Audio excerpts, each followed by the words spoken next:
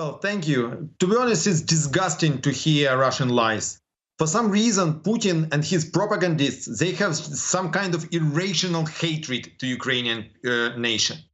For many years, they're translating the lies that Ukrainians are not a nation, Ukraine is not a country, and they're going to destroy and crush all Ukrainians. But the funny thing is the more they hate us, the stronger Ukrainian nation building is. And actually, the more they shell Ukrainian cities, and the more they kill innocent people. I mean, you can lie here from Moscow. You can lie sitting in a studio where I know that if your Russian experts say something wrong, they're going to be jailed themselves. Currently, there is a law in Russia that if you tell something that is not in line with Putin, you're going to be jailed for 15 years. So of course they're going to lie. Of course they know. They're extremely afraid. All these people know that they will now never come to Europe, they will never go to any resort, they will never fly a plane, and they will never buy an iPhone.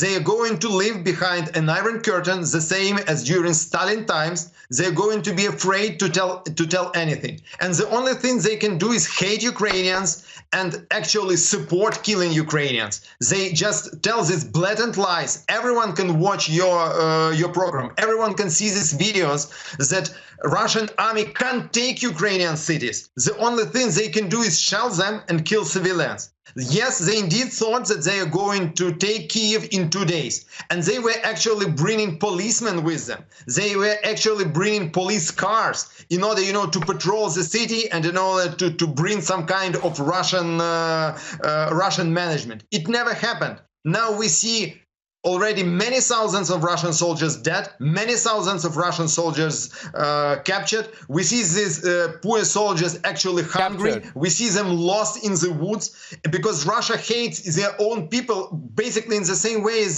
they hate Ukrainians. So yes, I mean, this is an extremely blatant lie, and I'm very sorry that a lot of Ukrainians and a lot of Russians will pay their lives because of one psychopath, because of Putin, and because of all those people around him who just are afraid to step up to him and who want to sit in their studios and then just like all of them dream about immigrating. All sons and daughters of Russian officials, they live in America, they live in Europe, they don't live in Russia, they don't go to Kamchatka, they want to go to New York, and they're extremely afraid that their assets are going to be frozen and everything that they stole from people of Russia is going to be frozen. That's why they need this war. They just want to bring an iron curtain in Europe in the same way as it was during Stalin times, and they think that this is going to save them. This is the reason why Putin sits at the extremely long table. He's very fearful that someone is going to kill him, that someone is going to poison him, that not Americans, but his own people, because they do understand that they're going to live under the Iron Curtain again, just because of Putin. I want a response from one of our guests, please, either Maxim or Audrey in Moscow. I won't say a thing now, but Maxim or Audrey, would you like to respond to that? And it is, this is the reality that you are sending in. Maxim, you're sending a lot of reinforcements, you're sending missiles, but wherever you're sending your tanks, the Ukrainians are climbing on top of your tanks. You must have seen the pictures from Bakhmut city, Chernihiv. Ukrainian civilians are climbing on top of Russian tanks to stop them. The locals of Melitopol are protesting, stopping your convoys.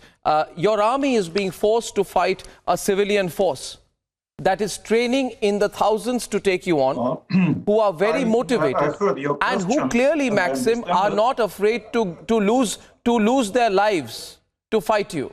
Fight the Russian army. How will you handle such a situation? Yes, please, Professor Brzezinski.